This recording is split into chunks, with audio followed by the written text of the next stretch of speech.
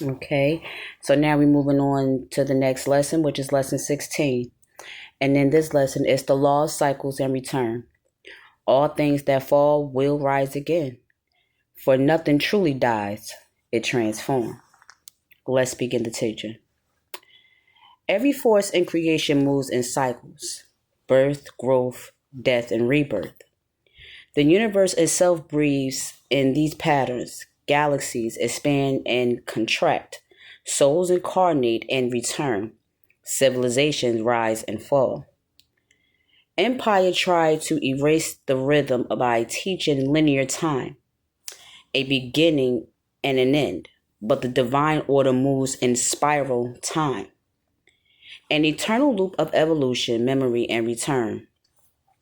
What was lost will always circle back, wiser than before.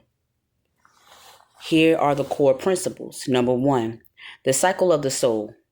You have walked many ages, many faces, many names. Each life gathers wisdom for the next. Nothing wasted, only woven. When you remember, you heal karmic threads, not by punishment, but by integration. Number two, the cycle of ages. Humanity involves in great cosmic seasons, meaning the golden, silver, bronze, and the iron ages. We are now moving out of the iron empire's age of control and returning to the golden, truth, unity, feminine flame. The chaos you see in the crumbling between worlds. Number three, the cycle of nature. Seasons mirror the body. Planting is spring, growth is summer, harvest is autumn, and stillness is winter. When you live by these cycles, your energy flows with earth instead of against it. I need you to keep that in mind. The purpose of the seasons, rather. Number four, the cycle of justice returns. Now listen to this. All energy returns to its source, not as revenge, but as restoration. What one gives out will find its way back amplified. This is not punishment, it's correction. So in this golden age, karma is active and very prevalent. And depending on the nature of what you have done to people or to others, it's coming back tenfold. You have good karma and you have bad karma. If you put out bad karma, the karma is coming back to you. You cannot escape that. If you put out good karma, it's going to come back to you. No one is above universal law or spiritual law. And this time, because it is happening, people are seeing that more currently and more fluently and more faster than ever in this golden age. The cycle of the flame, which is number five, the divine feminine flame, fell once, hidden beneath empire's ash. But every era births new torchbearers. You are one of them. To all the females that's out there in this movement, and so am I. Rekindling what was buried, turning ashes back into light. Pretty much bringing back the divine feminine and her essence and what was once lost. In this golden age, she has been reborn. We have been reborn. She comes through us, or rather, they come through us, the foremothers. Now, how did the empire distort the law? They preach one lifetime, one judgment, cutting souls from the wisdom of return, made death a terror instead of a transformation, controlled calendars, festivals, and time itself, serving people from natural and cosmic rhythm.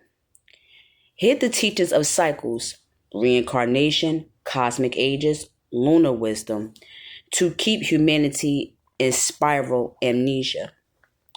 When people forget the cycles, they repeat pain unconsciously, trapped in loops instead of spirals of growth. That was the trick of the empire, to keep you in fear, to keep you at a diminishing low energy, a low vibration, that you question death. Death is not bad. You have to dead one side of yourself to become anew. You have to, like with the phoenix rise from the ashes. And when the phoenix rise from the ashes, that's actually a rebirth. And this is what everybody must do. No one is supposed to remain the same and stay stagnant. You always must advance and get beyond of what you were. You have to transform in order to move accordingly, and also acknowledge it. Now, how to restore the rhythm? Number one, honor the moon and the sun. Mark your life by phases. New beginnings is the new moon. Creation is waxing.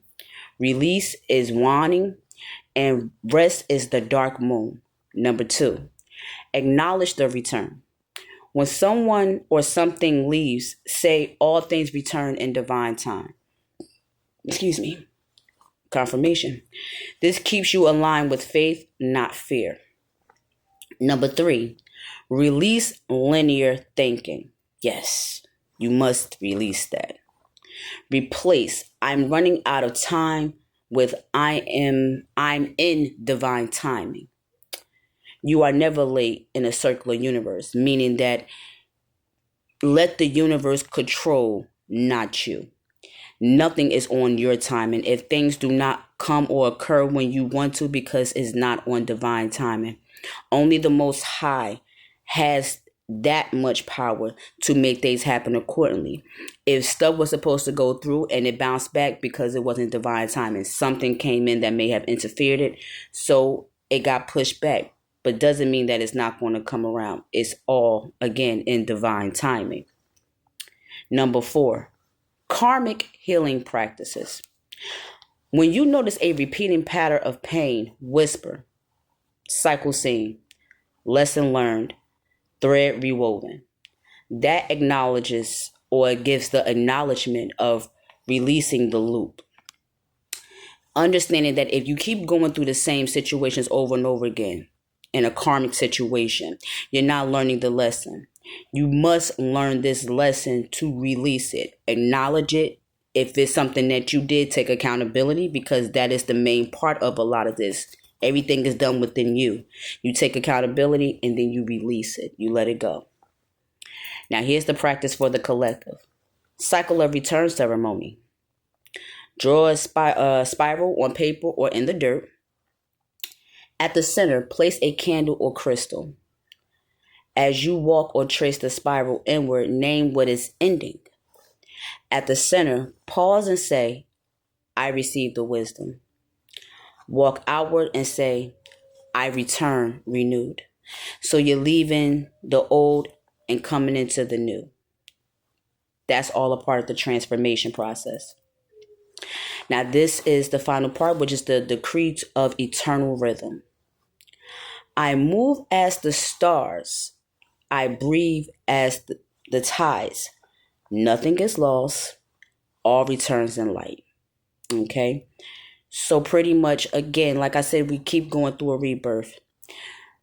The problem with what the empire did was that it did not allow you to take accountability. It made you not acknowledge some of the most important things that's in your atmosphere.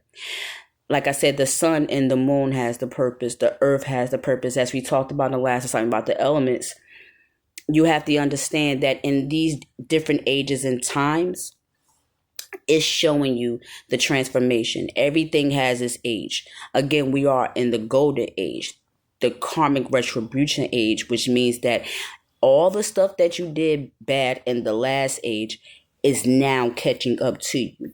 If you are doing karmic stuff in this age, it's going to catch up with you. And you're going to receive losses at a detrimental rate. You have to be wary of this, okay? So till the next assignment, I hope this was a good learning lesson for you. I hope you take this into consideration. And we'll be moving on to lesson 17, which is the law of duality and union. Light and shadow, male and female, spirit and flesh. See you in a bit.